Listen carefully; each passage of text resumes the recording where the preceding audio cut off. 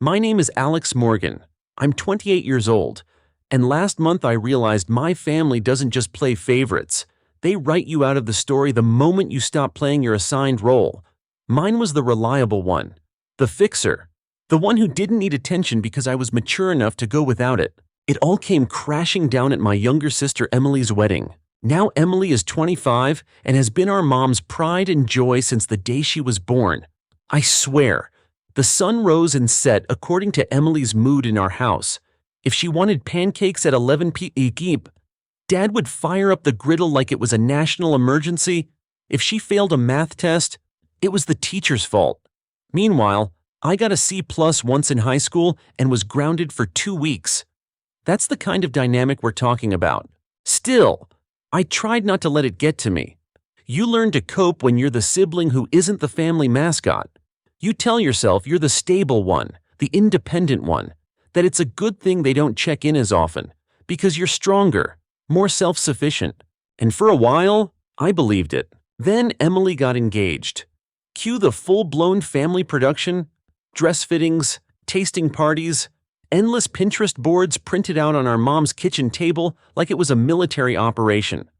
I wasn't involved in any of it, which didn't surprise me. I live 2 hours away, have my own apartment, a full-time job in IT, and a dog named Finn who requires more attention than any human I know. When I RSVP'd yes to her wedding invite, I figured I'd show up, eat dry chicken, smile in a few photos, and be out the door before dessert. I didn't expect a parade in my honor.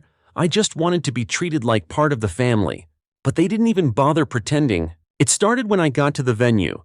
A huge historic hall, decked out with white roses and gold everything. The place looked like Versailles threw up on it. I went to check the seating chart and my name wasn't on it. I thought maybe they forgot me, but nope. When I asked the wedding planner, she gave me a tight smile and led me outside the reception hall. My table was in the freaking hallway, near the coat check. One tiny table, one lonely chair, literally not even in the room. I stood there, stunned. Surely this was a mistake. I marched back inside, hunted down Emily, and held up my place card like it was evidence at a crime scene. She looked at it and said, "Oh yeah, we had to rearrange some stuff." "That stuff being your brother?" I asked, eyebrows raised. She laughed. "Come on, Alex. We had to prioritize people who are, close family." I blinked. "I am close family." She shrugged like I was arguing about the weather. "Well, you moved out a long time ago. You don't really come around much, and you're not married or anything, right? Because being single makes you less of a sibling." Apparently, our mom Diane chimed in with her usual syrupy voice. "Now, Alex, don't make a scene. It's Emily's special day." I wasn't trying to make a scene. I was trying to understand how my own family relegated me to hallway status like an uninvited guest. But it got worse. Emily's new mother-in-law, Cynthia, walked up with this smirk that screamed, "Mean Girls meets Stepford wife." "Oh, you're Alex," she said. I was wondering who that seat belonged to. I forced a smile. "Yep, that's me. The hallway sibling." She chuckled. "Well, you know how weddings are. Only the most important people get the best spots." It wasn't just an oversight, it was a message. And something in me snapped. I've been quiet my whole life. The one who drives home for holidays even when no one makes time for him. The one who sends birthday gifts that barely get a thank you text. The one who fixes laptops and installs routers and babysits nephews without being asked twice. But that day, I realized silence was just permission dressed up as maturity. So I decided to be loud. I turned to Cynthia with a perfectly polite tone. Emily was so worried about seating arrangements. She said she really didn't want certain people sitting too close to the head table. Emily stiffened. Cynthia's smile faltered. "What people?" I leaned in a little. She said, and I quote, "I swear if Cynthia shows up in that tacky lemon-colored dress she wore to the rehearsal dinner, I'm gonna lose it. That woman has no idea how to dress for her age." Emily gasped. "Alex." Cynthia blinked. "Excuse me." She also said she hoped your speech would be short, because, and again, her words, not mine, she's just going to make it about herself and pretend she's the reason we're even getting married. The whole circle went dead silent. Emily looked like she might faint. Cynthia turned to her. Eyes narrowed. "Is that true?" Emily stammered. "He's twisting things." "Oh. And the bachelorette party," I added, as if remembering something delightful. "She spent most of it trashing you, actually. Said she was counting down the days until she didn't have to pretend to like you anymore. That did it." Cynthia went nuclear. In full voice, in front of guests, friends, family, called Emily a spoiled brat. Accused my mom of raising an entitled drama queen. My dad, bless his heart, looked like he wanted to melt into the floor. The groom showed up halfway through the tirade and looked like someone had just unplugged his brain. I stood there, sipping my champagne, letting it all happen. No yelling, no dramatics, just a little truth bomb with a fuse long enough for everyone to see the explosion. As I turned to leave, I passed the gift table, spotted my wrapped present $300 worth of cookware Emily had begged for on her registry. I picked it up without hesitation. Emily shrieked, "Are you seriously taking that back?" "Why would I leave it?" I asked calmly. "I mean, I'm not immediate family. Wouldn't want to overstep." And I walked out of that wedding with my head high, her gift in my arms, and the faint sound of Cynthia tearing into her new daughter-in-law like a tornado behind me. The hallway seat was the best seat in the house. I just didn't know it until I stood up. The next morning, my phone looked like it had survived a small war. 8 missed calls from Mom, 5 from Emily, 6 from home, 23 unread messages, voicemails that started with sniffles and ended in full-throated rage. The subject line of a new email from my mom read, "Alex, you need to apologize. Immediately." I didn't. Instead, I took my dog Finn on a long walk through the park, watched some birds pick fights with a squirrel, and enjoyed the sound of leaves rustling anything but the echo of my mom's voice trying to guilt me back into silence. By lunch, my phone pinged again. A text from Emily that just said, "I don't know who you think you are, but you ruined everything." That was rich, coming from the person who gave me a hallway seat at her wedding and declared I wasn't really family anymore. Then came the cherry on top my dad called. Now, my dad's never been the loud type. He floats above drama like it's none of his business, which, coincidentally, has made every family problem worse. But this time he spoke. When I answered, he sounded tired, like he'd aged 10 years overnight. "Why would you do that, Alex?" he asked. I didn't yell. Didn't even raise my voice.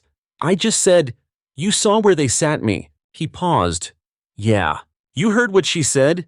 About me not being immediate family?" Another pause. "Yeah. Then why are you asking me that question?" He didn't respond right away. Then he let out a sigh. I guess I didn't expect it to blow up like that. I almost laughed. "Dad, they put me in the hallway. Not metaphorically. Literally. With the coats. They said there was a mix-up." "Of course they did." I said, "Funny how the mix-up never affects Emily." He didn't argue. Maybe because he knew I was right. Maybe because he finally saw it too. After we hung up, I didn't get another call from him. Not that day. Not the next. But the fallout kept spreading. By the end of the week, I'd heard through a cousin that Emily's new mother-in-law had withdrawn all post-wedding support. Financial, emotional, everything. Apparently, she'd been footing the bill for half the honeymoon. That was canceled. The groom, he hadn't gone full runaway husband or anything, but reportedly he was reevaluating their communication.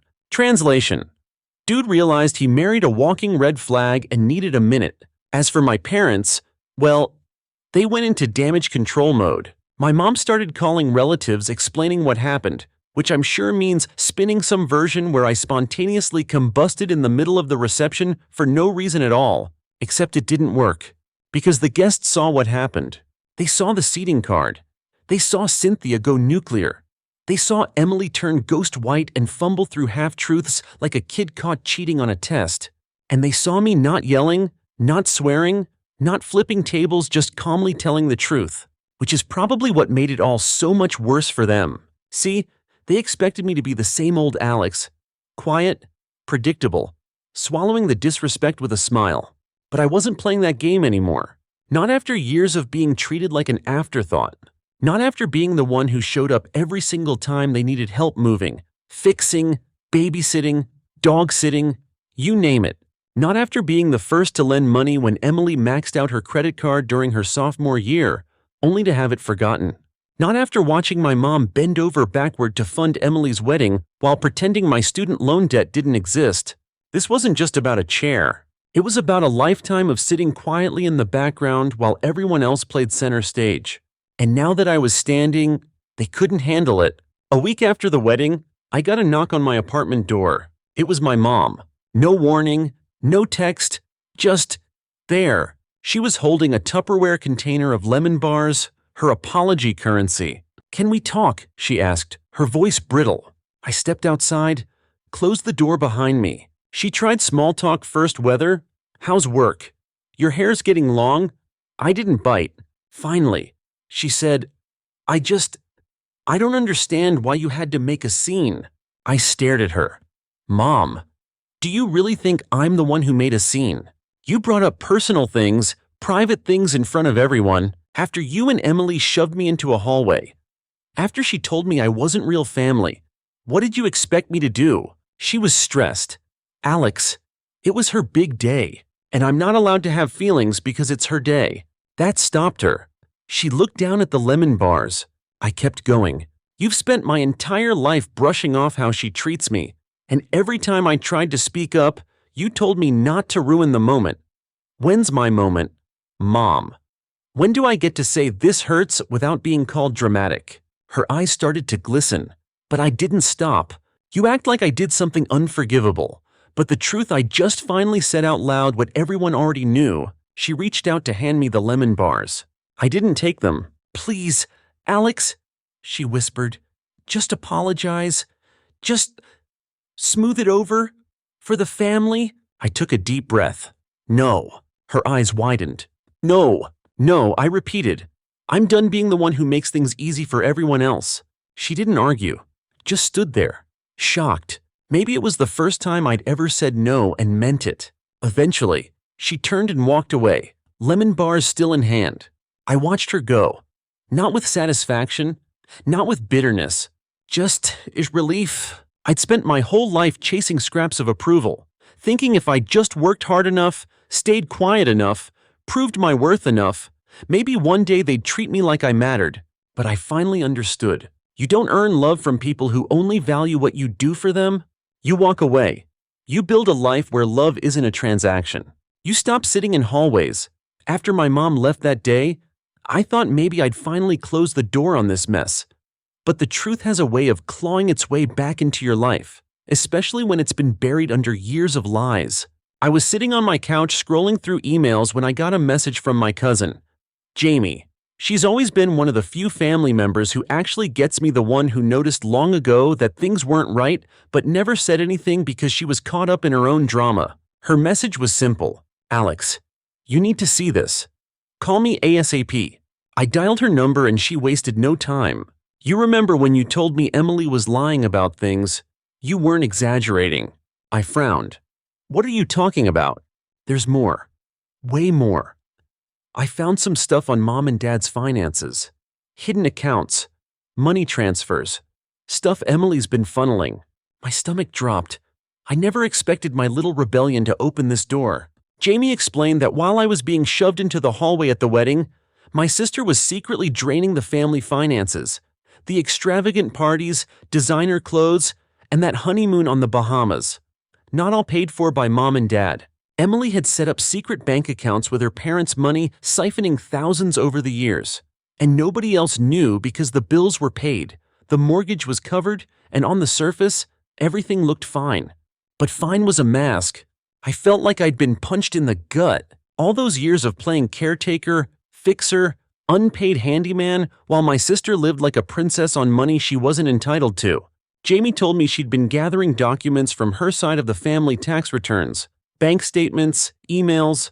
Her plan: help me take it all to a lawyer and finally expose the truth. For the first time in a long time, I felt like I had a real ally.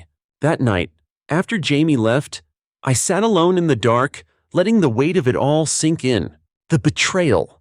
The years of quiet sacrifice twisted into silence while my sister lived off a secret fortune built on lies. And the family. none of whom had the guts to confront it. I felt rage bubbling up, not just for me, but for my parents, who'd been manipulated and gaslit, but also for myself, for all the times I'd ignored the signs, brushed aside my feelings, pretended it was just how families are. I wasn't going to be quiet anymore.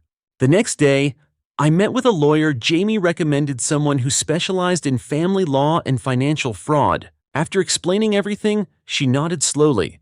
You have a strong case for financial abuse and breach of fiduciary duty. The plan started to form. I wasn't just going to walk away with a bruised ego. I was going to make sure the truth came out. That Emily, and anyone who enabled her, faced consequences. I spent the next few weeks digging. Jamie became my eyes and ears in family circles I'd long avoided. The deeper we went, the more we uncovered. Emily had convinced my parents to transfer large sums into accounts she controlled, for safekeeping. She'd forged signatures, manipulated documents, even lied to financial advisors. It was cold, calculated, and cruel. But the best part? She thought she was untouchable. That's the thing with toxic family dynamics. People get complacent. They believe their power is unbreakable because no one dares to call them out. But here I was, ready to shatter the illusion. I documented everything. Statements, transfers, emails, receipts, the whole package. Then, quietly, I started telling a few close family members, not to stir drama, but to prepare them. Some were shocked, some angry, some afraid. But many admitted they'd suspected something was off but felt powerless to intervene. The realization hit me hard. I wasn't just fighting for myself anymore. I was fighting for the truth to come to light, for my parents to be free from manipulation, and for the family to be held accountable. Of course, Emily caught wind of what was happening. Her calls and texts came flooding in, angry, desperate, full of threats veiled thinly as pleas. She accused me of tearing the family apart, of ruining everything. I blocked her.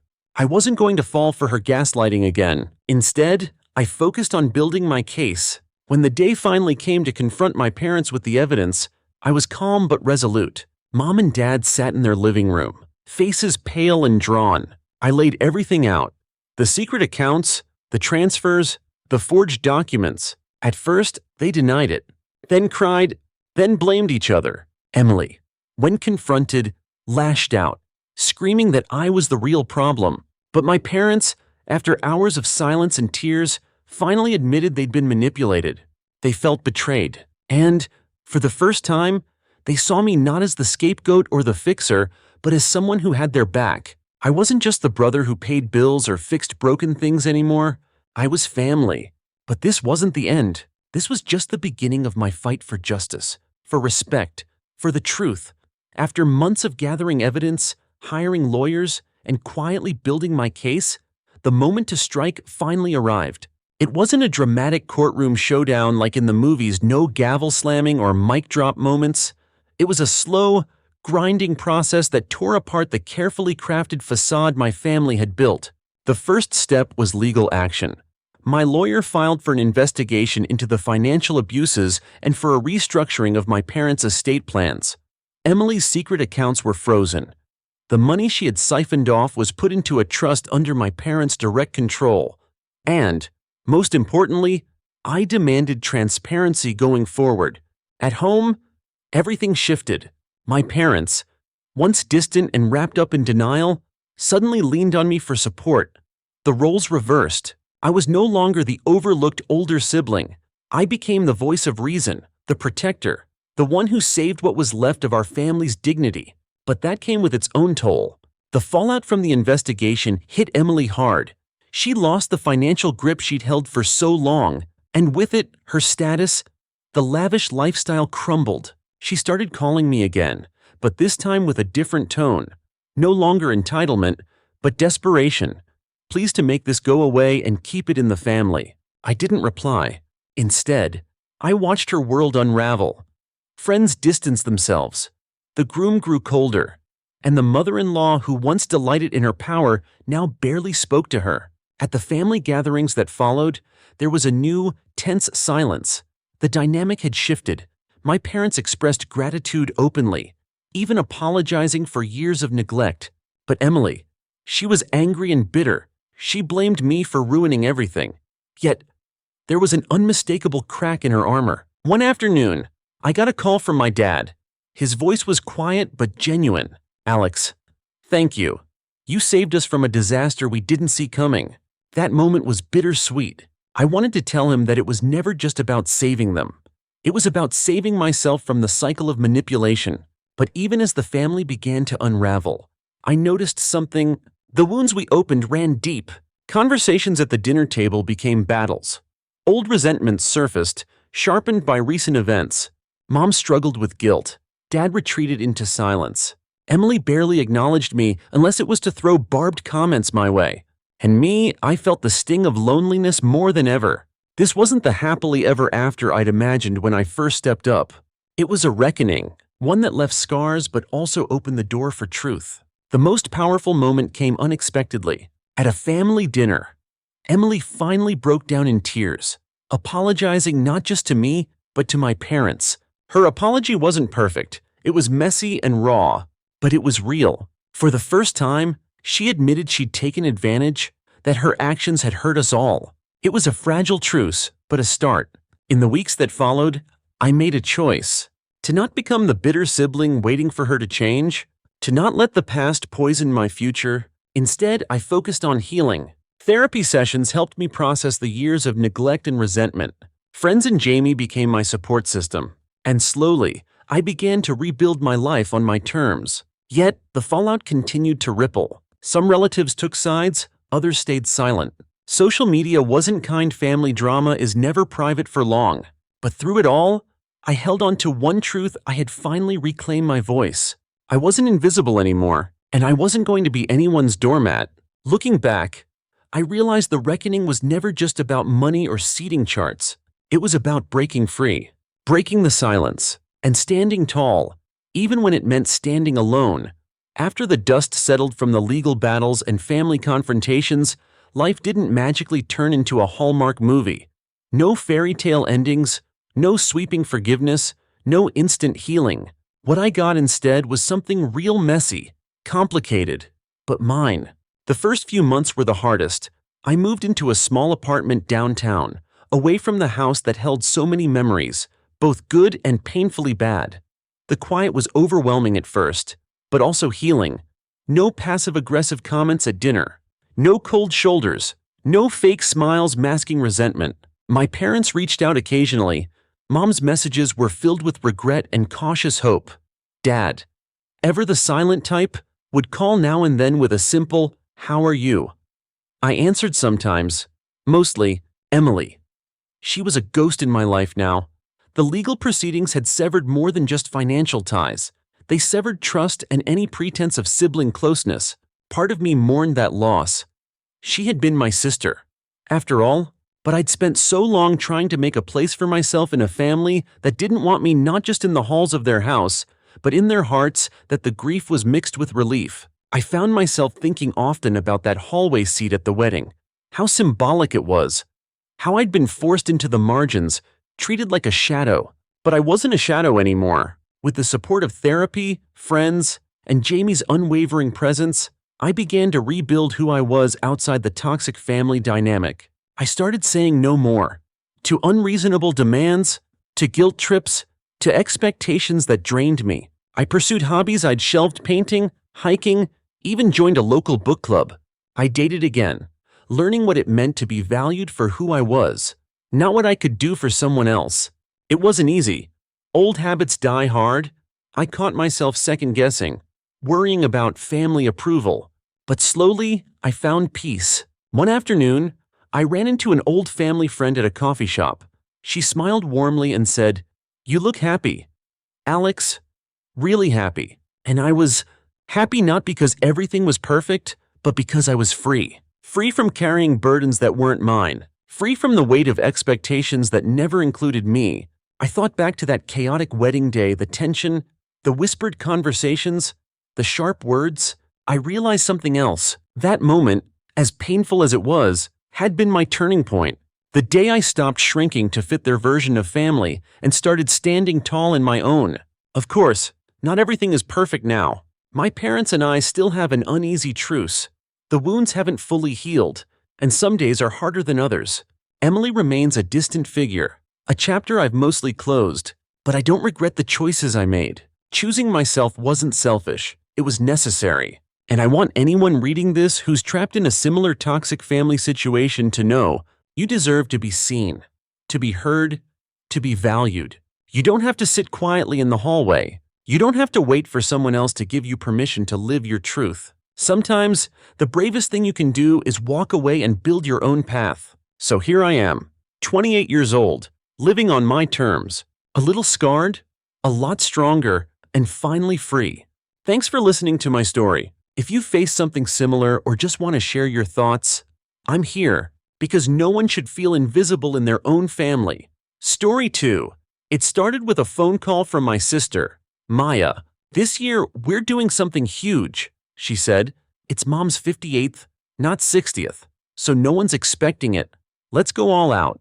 She picked a rooftop restaurant called Pinnacle at Hudson Yards. Glass walls, skyline views, servers dressed like fashion models.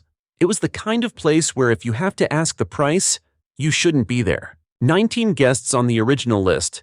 I knew better. Once Maya got going, it always grew fast. By the end, we had 26 extended cousins, her boyfriend of 3 months, a brand consultant she'd met in the elevator, and 2 girls from her yoga podcast. I told her I'd cover the bill. That was 3 weeks ago. I meant it. My paycheck was due 3 days before the dinner, and I double-checked with HR. It would be tight, but I figured I could swing it. But on the morning of the dinner, I opened my banking app and felt my stomach drop. Deposit delayed, processing error, 3 business days. I called HR. They gave me a robotic apology about internal delays and third-party processors. I didn't tell Maya. I didn't tell Mom. I thought I'd figure it out. Maybe buy myself a day or 2 to settle the bill. I arrived at Pinnacle last, on purpose. Everyone else was seated, drinks already flowing. I walked in with a bouquet of red peonies, Mom's favorite. As a kid, I'd get them from the corner bodega. This time, they came from a boutique florist imported from Amsterdam. More expensive than I should have spent, considering I was flat broke at that moment. I handed them to her. For a moment, she looked touched. Then, Maya leaned in and said loud enough for the whole table to hear, "Oh look, he brought flowers. That's it, flowers. What is this, middle school?" Mom laughed. A real laugh. Loud and long. Then she raised her glass like she was hosting a roast and said, "Come on, everyone, laugh." No one did. One cousin stared at his wine glass. Another scrolled through his phone. Even Maya's boyfriend just blinked. I stood there for 3 seconds. Then I smiled, turned around, and walked out. No scene, no words, just silence and exit. I went straight home, turned off my phone, and didn't look at it again until the next morning. 27 missed calls. I called Mom first. She answered instantly. "So you're just leaving, like that?" I didn't say anything. "You said you'd pay. You swore." Maya had to put it all on her card, and it nearly got declined. I had to cover the rest. Do you have any idea how embarrassing that was? I told her what happened. The delayed paycheck. HR's mistake. Why didn't you say anything? You told everyone to laugh at me. Oh, come on, you can't take a joke. Then she said the line that stuck. You walked out on your own mother. After everything I've done for you. After that, Maya called. You owe me $400. You humiliated us. You made Mom cry. I hope you're proud. I didn't respond. 3 hours later, I got a Venmo request from Maya. Forward 100. Caption, because your ego can't take a joke. She even added a glitter emoji. Like it was funny. By noon, the family group chat lit up. Aunt Denise, I just wanted to say that I think what happened to Alex was wrong. Uncle Brad, yeah, that was mean. Cousin Troy, Mom laughed like she was hosting Saturday Night Live. I didn't like it. Aunt Denise again. Also, why 26 people for a 58th birthday? Who's she trying to impress? Then someone added Maya to the chat. She didn't say anything at first. Then, you all sound crazy. He left us with the bill. We were humiliated. You don't even know the whole story. I almost responded. I typed out, the story is that I got laughed at like I was 12 again. Only this time, it cost you $8 grand. But I deleted it. Instead, I screenshotted the Venmo request and dropped it in the group chat. Cousin Troy, Ford 100, LOL?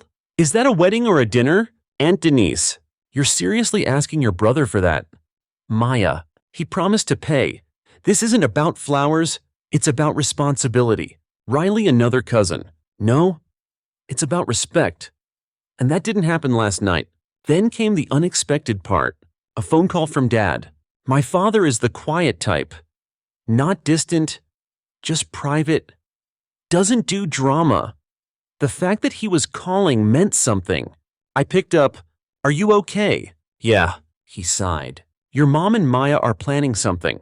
Some kind of public apology thing for the next family gathering. They think it'll make them look gracious." "Eh, what?" "They're going to make a speech. Pretend to forgive you. Try to spin the story." He paused. "They're already texting people. Megan's calling it taking the high road. I thought you should know." I didn't say anything at first. Then he added, "You've done enough for them. Maybe it's time they see how it feels." I sat in silence. Something shifted. The shame was gone. The guilt, too.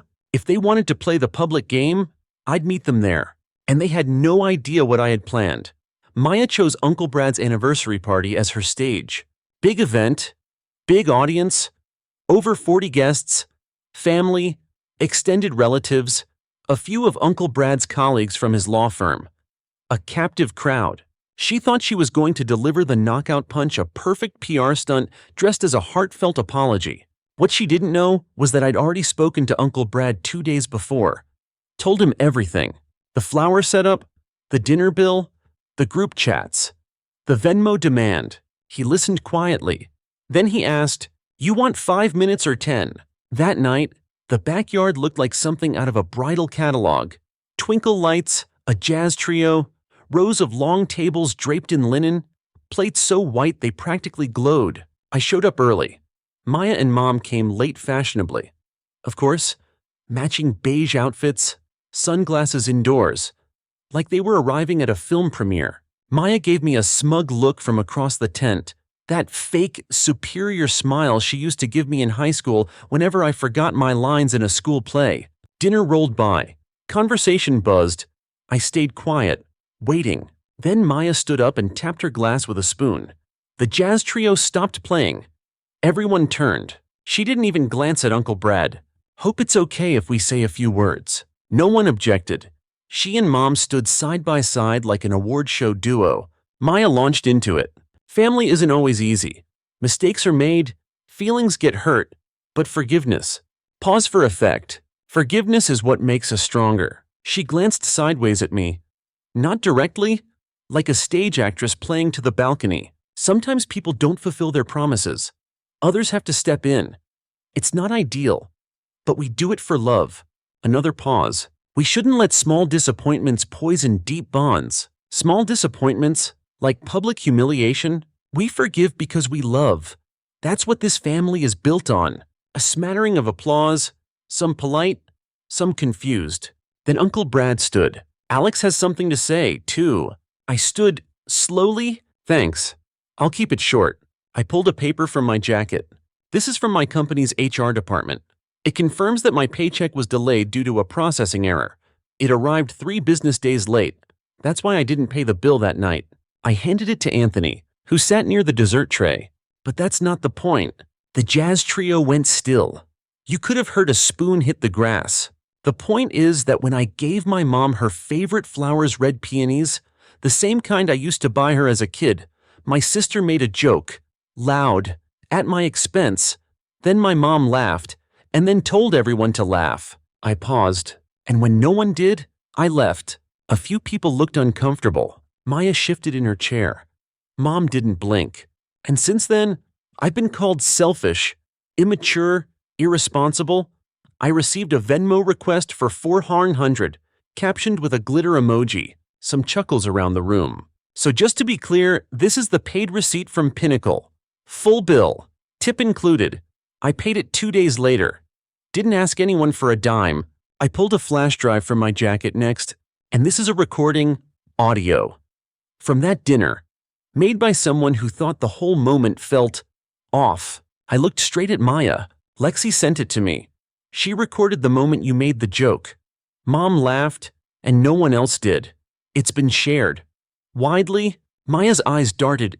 Mom went pale. And the narrative about me being dramatic, that's fine. I'm used to it. But what I'm not used to is being set up. The crowd hushed. See, I didn't leave to make a scene. I left because I'm tired. Tired of being the emotional punching bag for this family's dysfunction. Tired of being the easy target. I took a breath. That ends tonight. I sat, silence for 3 seconds. Then Uncle Brad raised his glass. Well, that was honest. Dessert. Anyone. The party didn't collapse, but it shifted. Conversations grew tense. A few people got quiet. Some stood and walked over to shake my hand. I didn't see Maya or Mom for the rest of the evening, but the next morning, the storm began. 6:42 a.m. My phone lit up like a slot machine. Missed calls, emails, notifications. The recording had leaked. Someone uploaded the audio to Reddit. The thread. When an influencer thinks humiliation is a brand strategy, family dinner at Hudson Yards, 1 minute long, enough to do damage. Maya's voice crystal clear. Oh look, he brought flowers. That's it, flowers. Then Mom's laugh. Come on, everyone, laugh. The comments were vicious. Imagine being so fake you can't even be kind on your mom's birthday. Who bullies their brother over flowers in public? They dug into Maya's socials, pulled her posts, screenshotted captions about empowering women and loving hard. Hypocrisy was trending. By 9:30 a.m., 3 of her brand partners had emailed her. I know this because one of them copied me, assuming I was her manager. Behavior inconsistent with the values we promote. Partnership on indefinite hold. I didn't leak it, but I knew who did. Lexi. My phone buzzed again. Riley, did you leak it? No. Lexi said she got tired of watching your sister treat people like props. She did it at brunch with her friends. They dared her. I sat in silence. Maya's podcast vanished by noon, deleted every episode. Her Instagram was locked by 3-0. One of the yoga girls posted a passive-aggressive tweet. Energy doesn't lie. Neither does sound. Then Mom texted, you destroyed your sister's career. Over what? Flowers a bill. Don't come to Thanksgiving. Don't text me. You're not the victim here. I stared at the screen. I expected it. What got me wasn't her siding with Maya. It was how quickly she forgot the truth. And then something strange happened. A DM popped into my inbox. No name, just a blank profile. You should see what your sister has been saying about you for the last 6 months. Want screenshots? At first, I thought it was a scam, but I replied, show me. What came next changed everything. The screenshots hit my inbox like punches. Group chat podcast queens, members Maya, 2 women I didn't recognize, and Lexi, messages dated months back. Dozens of them. They weren't just mocking me, they were planning. Maya called me the emotionally dull ATM. Said I was useful for optics, useless for energy. One message stuck out. He's like a bench with feelings, a bank with feelings. But it got worse, because somewhere between the jokes, Maya outlined a plan. She wrote, Mom's in on it. When he gives her flowers, she'll laugh and say, everybody laugh. We practiced it once. Going to be hilarious. One of her friends replied, that's iconic. Do the same thing you did at her 50th. That was gold. So this wasn't a spontaneous moment. It was a routine, a prank, rehearsed. The peonies they'd known. The timing planned. The laugh scripted. I felt sick. But there was more. Lexi's last screenshot was a bombshell. Also, you know she used your name to open a credit card. Right. That stopped me cold. I called my bank immediately. 20 minutes of transfers and holds later, a rep confirmed it. A card had been opened 6 months ago under my name. Primary contact, my mom's address, authorized user Maya, 3,600 balance, charges boutique hotels, luxury skincare boxes, and at least 2 flights. I hadn't received a single statement. How? The rep hesitated. Sometimes when a family member has access to older tax documents, it's possible. We're very sorry. That night, I sat on my couch and started making a list. Not out of rage, out of clarity. Step 1, cut the money. I called the bank, froze the account, reported the card for fraud. They began an investigation and flagged the credit bureau. Step 2, expose the plan. Not publicly yet. First, Gather more. I called Riley. We met at a diner that afternoon. She handed me a USB drive. You'll want to see this. It was a Zoom recording. A planning call between Maya, Mom, and two of Maya's podcast friends. Topic: how to stage a forgiveness arc for Maya's next project. A reality pitch called Family First. They rehearsed lines, scripted empathy, talked about Alex's coldness and how Mom never gave up on him. At one point, Mom read a line from a note card. "You're not hard to love, Alex, just hard to understand." They laughed. Lexi was there. Mic off, camera dark. She'd recorded the whole thing. That night, I launched a YouTube channel with no name, no face, no frills. I uploaded one video. Title: The Forgiveness Script, unedited, 3 minutes. No commentary. Just the Zoom call. It exploded. Reddit reposted it. TikTok creators broke it down. Comments flooded in. This is next-level manipulation. This family staged a fake healing arc for views. She's a fraud. Plain and simple. By noon, Maya's last brand sponsor pulled the plug. Her podcast platform quietly suspended her account. The skincare brand issued a vague statement about integrity. A few of her friends unfollowed her. And still nothing from her. No apology, no denial, just silence. Until Thanksgiving. Despite Mom's earlier text telling me not to come, I showed up. Uncle Brad and Riley hosted that year. Their house, their rules. When I walked in, people came up, quiet, respectful. A cousin shook my hand. "You handled all this like a pro." Someone whispered, "That was art, man, art." Then Mom arrived. Alone. No Maya. For the first time in years, she wasn't the center of the room. Conversations kept going. Plates passed hands. But no one looked to her for permission to enjoy the night. After dinner, I stood up. "I just want to say something quickly." Everyone went still. The last few weeks have been loud, but I'm thankful for the people who reached out, who didn't laugh. I looked at Mom. I'm not angry, but I'm not playing anymore. I'm done pretending. Then I turned to the room. One more thing. If you're ever unsure about someone's intentions, record the audio. Saves a lot of time. Laughter. Even Mom managed a hollow smile. Maybe she thought that was my peace offering. Maybe she didn't get it yet, but I was done. Riley slipped me a letter on the way out. From Lexi. Inside a photo of the chat where Maya had called me a bank with feelings. Underneath, Lexi had written, "He's a mirror. Maya, that's why you hate him." I kept the note. Not out of spite. As proof. Because when people see their reflection clearly, they either break the mirror or run from it. Maya did both. You'd think the chaos would have ended after Thanksgiving. It didn't. Maya went dark. No posts, no stories. Her podcast account stayed deactivated.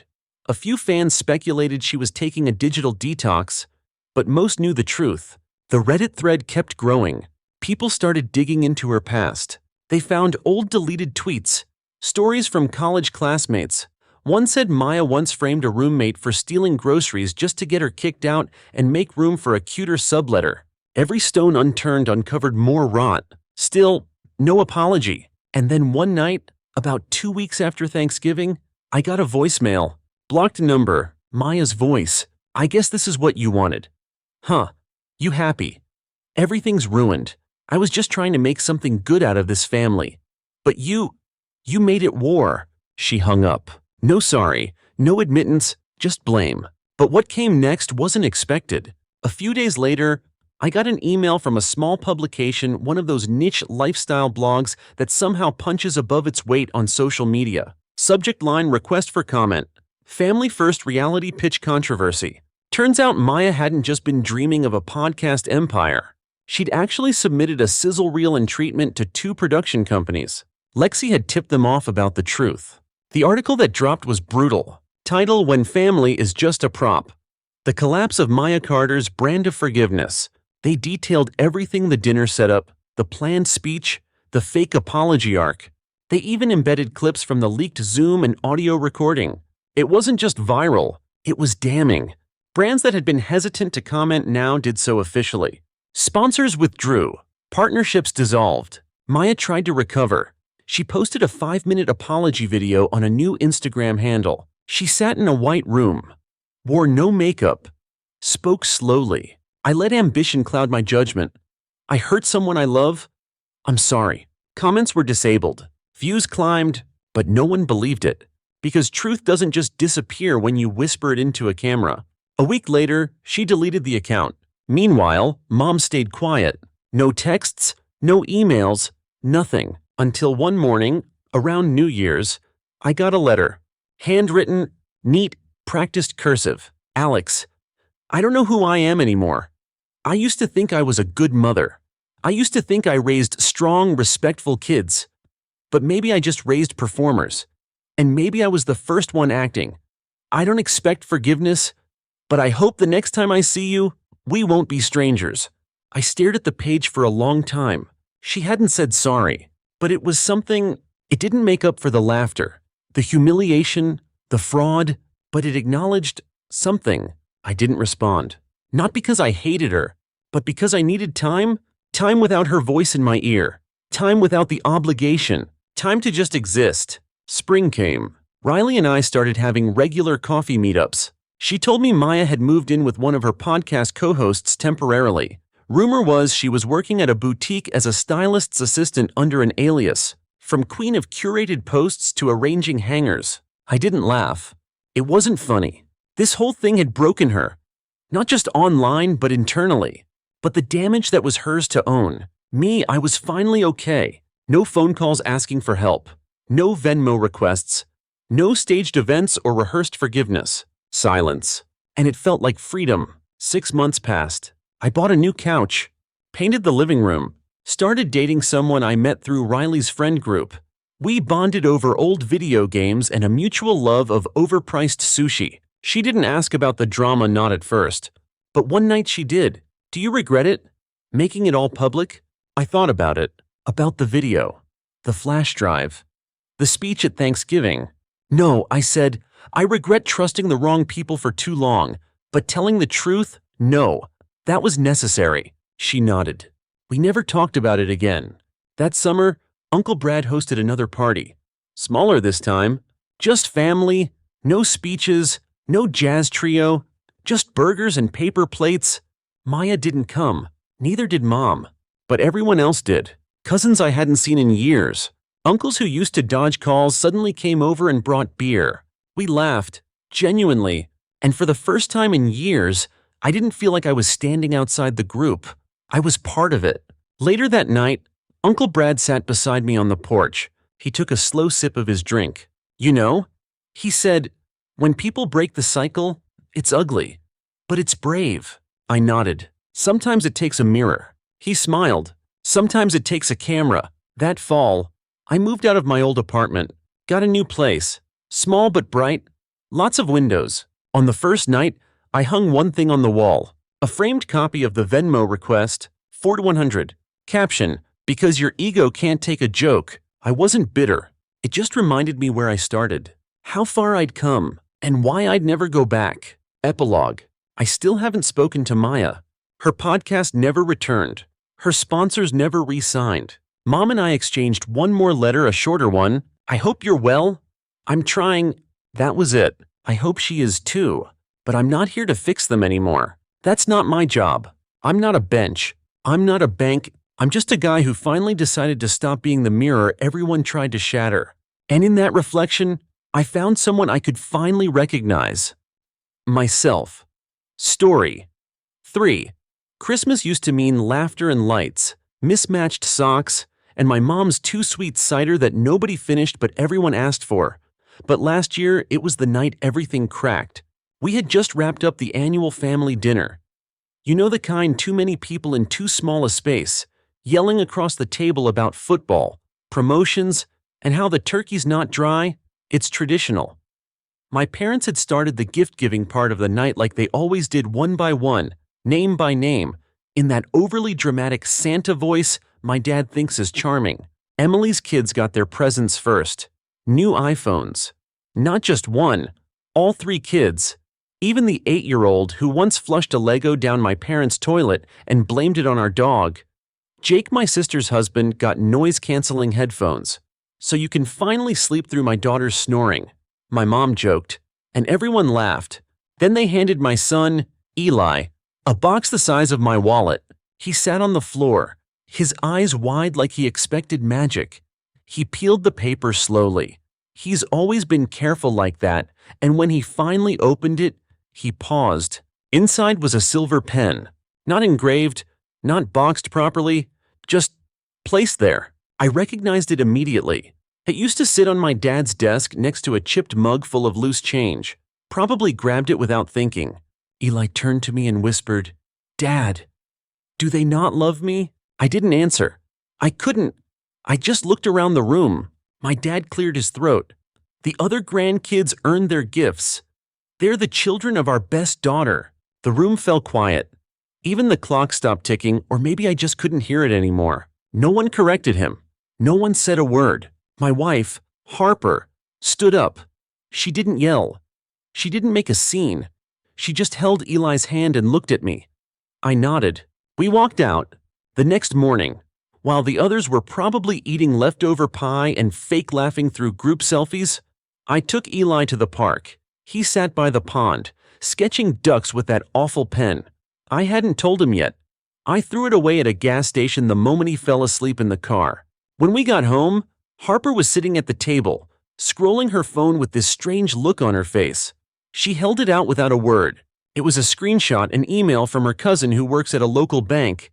Private, confidential, but relevant. Turns out, my parents were broke. A bad investment. Real estate deal gone south.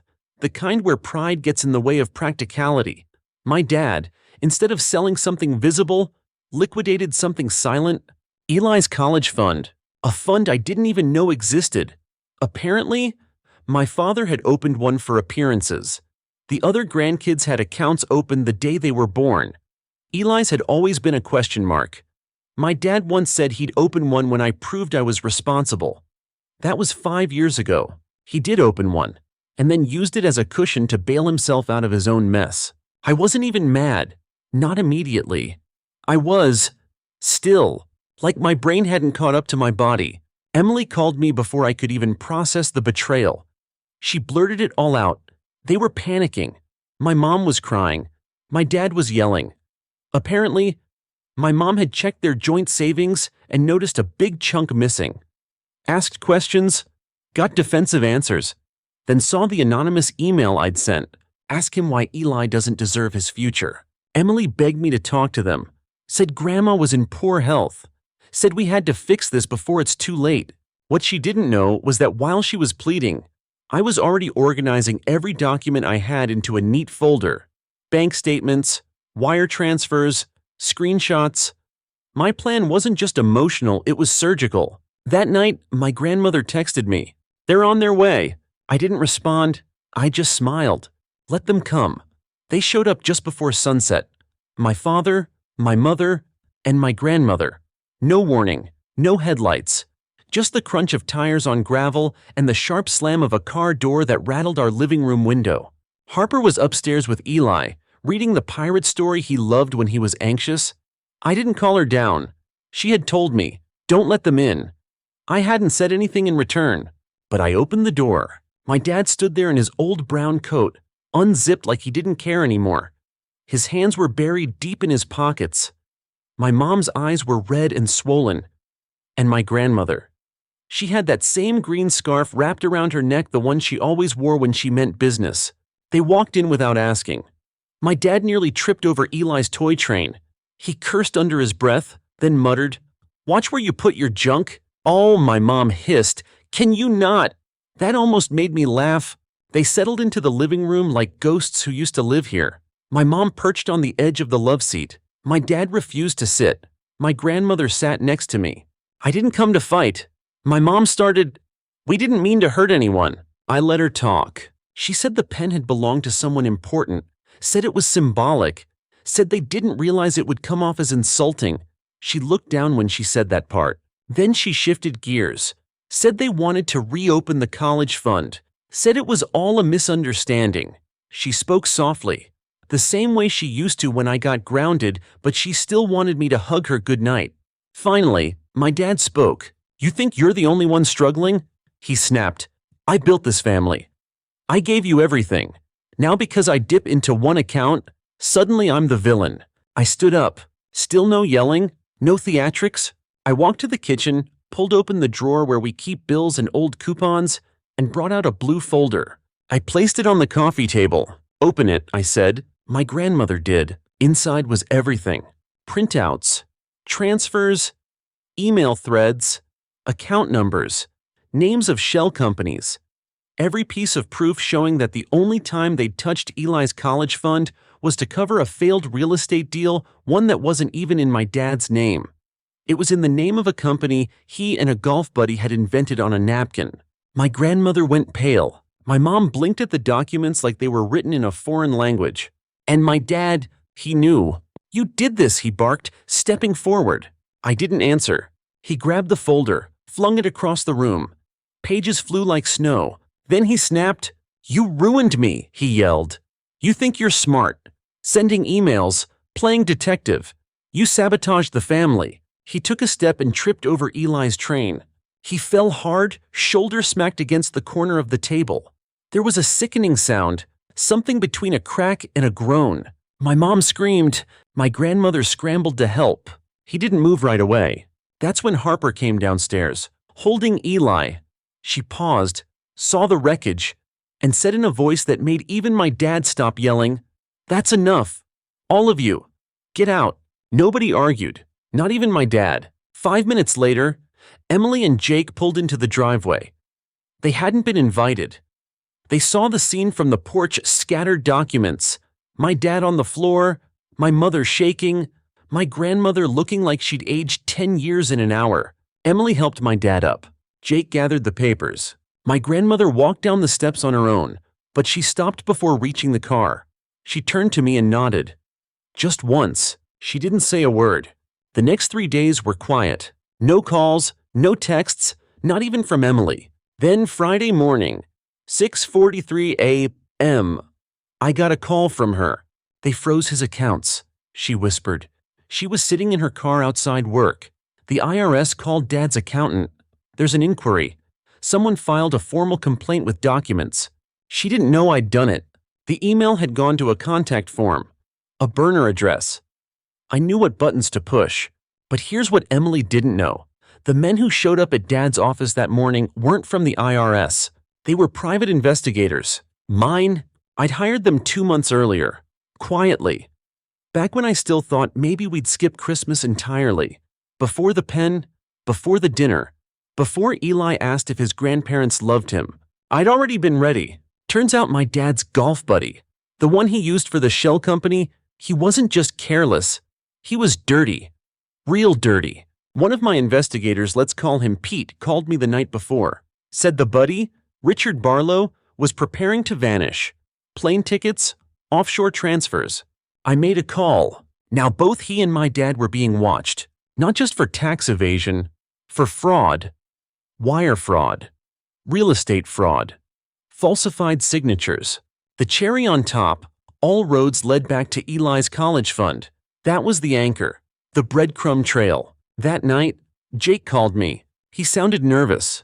He said the family was imploding, that my dad was yelling about betrayal, that my mom had locked herself in the guest room, that Emily was crying again. Can we meet? Jake asked. Just to talk. Just us.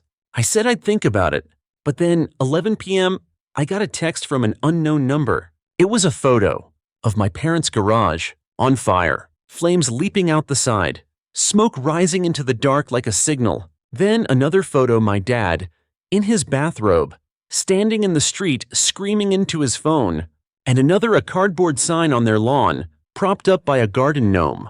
It said, ask him what else he stole. No signature, no clue. It wasn't me. But someone else was in the game now, and they weren't playing.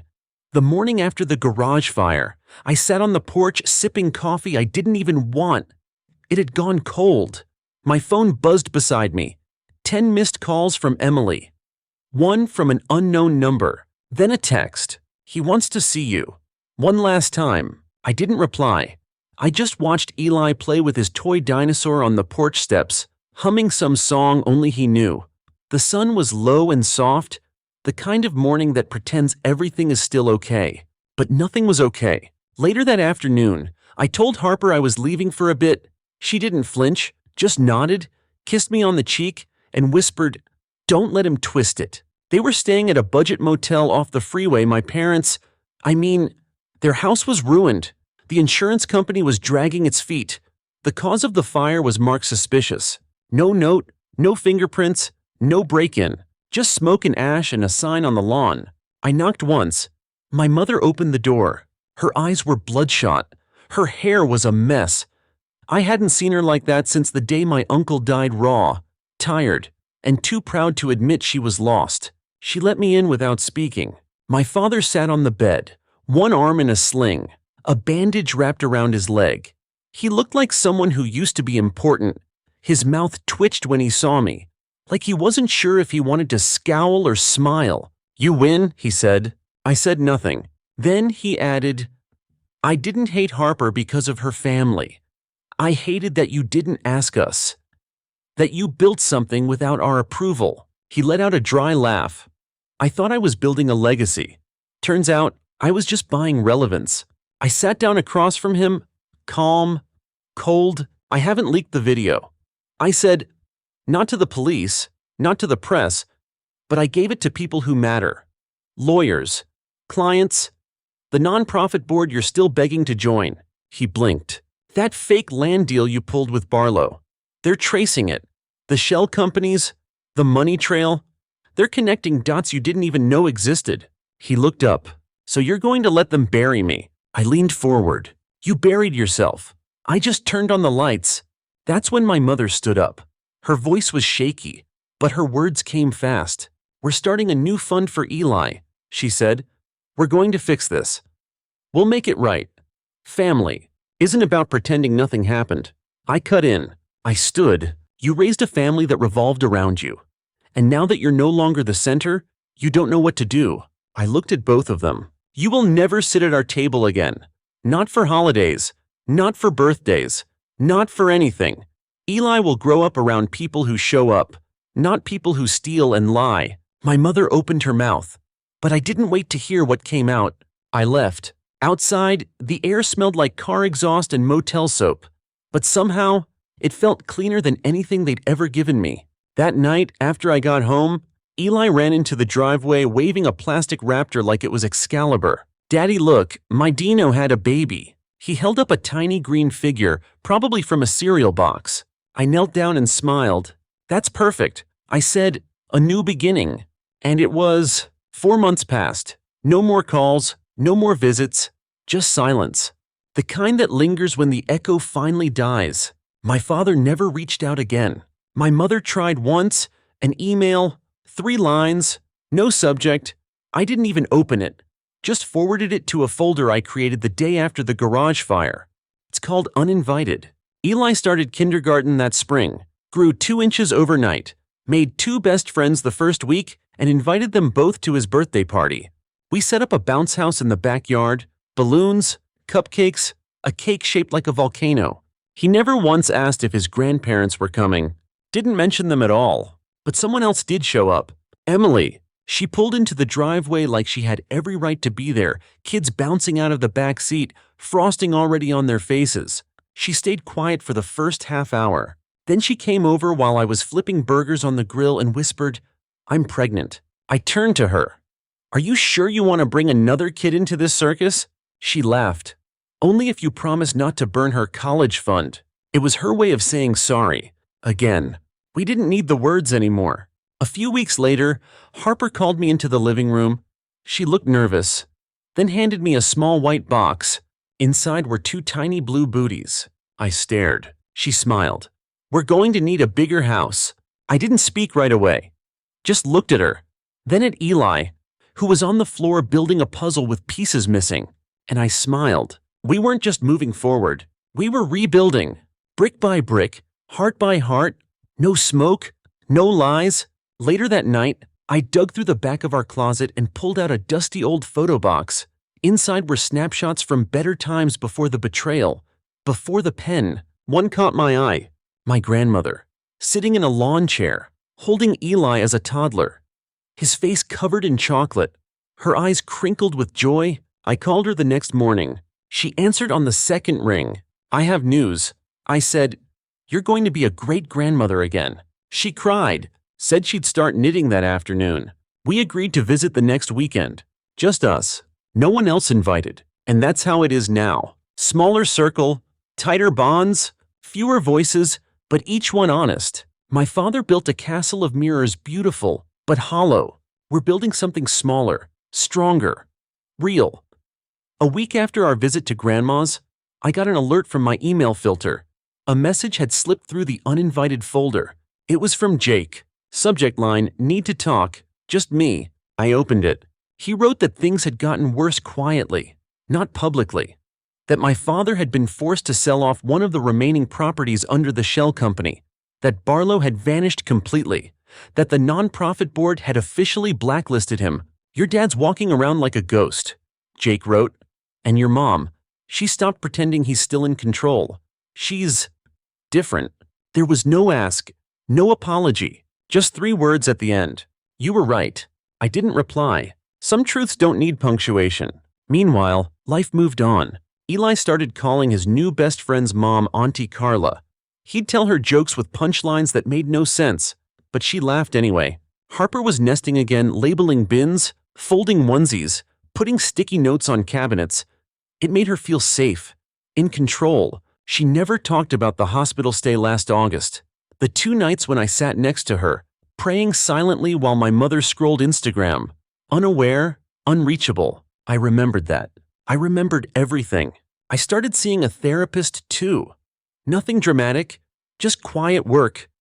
Unpacking guilt I didn't realize I'd folded into my chest like laundry. "Your silence was survival," she said once. It stuck. One night, I found myself on the porch again. Same chair, same mug, new warmth. Eli sat next to me, swinging his legs. He looked up and asked, "Dad, how come we never go to Grandma and Grandpa's house anymore?" I froze. Not from fear, just the weight of truth knocking politely. I took a breath. "Because we go where love lives, buddy," I said. "And sometimes that means smaller places, but better ones."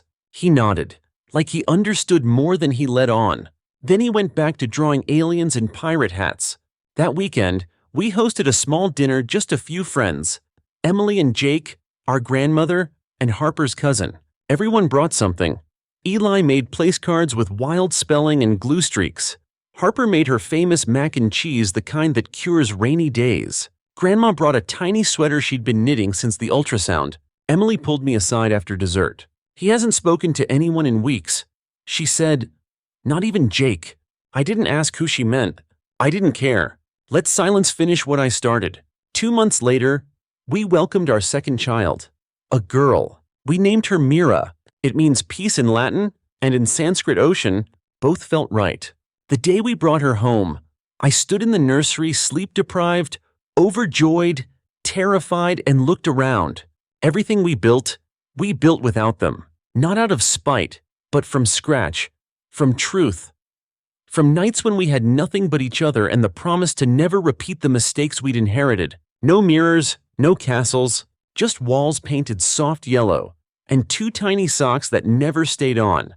That night, I tucked Eli into bed. He asked if he could teach Mira how to draw dinosaurs. I told him that was the best idea ever. As I closed his door, he whispered, "I like our house better." "Me too, kid. Me too." A week after Mira's arrival, I got a certified letter. It was from a law firm I recognized. My father's. I didn't open it immediately. Let it sit for 3 days.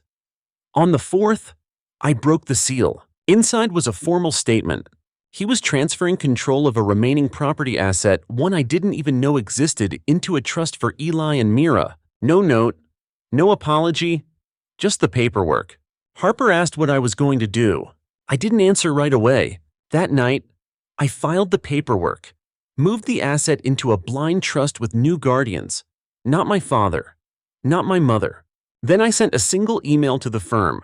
"This is the only thing he's done that mattered, but he still doesn't get a seat at our table." I never heard back, and that was the end of it.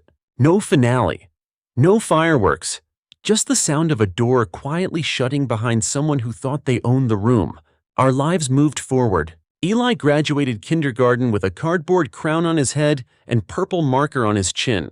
Mira started babbling in the mornings, loud, joyous noises that made Harper cry in the best way. We planted a garden in the backyard. Tomatoes, sunflowers, hope. One afternoon, Grandma sat in a rocking chair near the garden. Mira curled against her chest, her fingers tracing invisible lullabies across the baby's back. "I used to think family was a tree," she said. "Now I think it's a vine. It grows where the light is." I kissed her cheek. We never spoke about my parents again. We didn't need to. The past didn't deserve a voice in our new chapter. Later, I printed a photo of that moment, Grandma and Mira in the garden, framed it, hung it above the kitchen table. It's the first thing people see when they walk in. Not for decoration, for direction.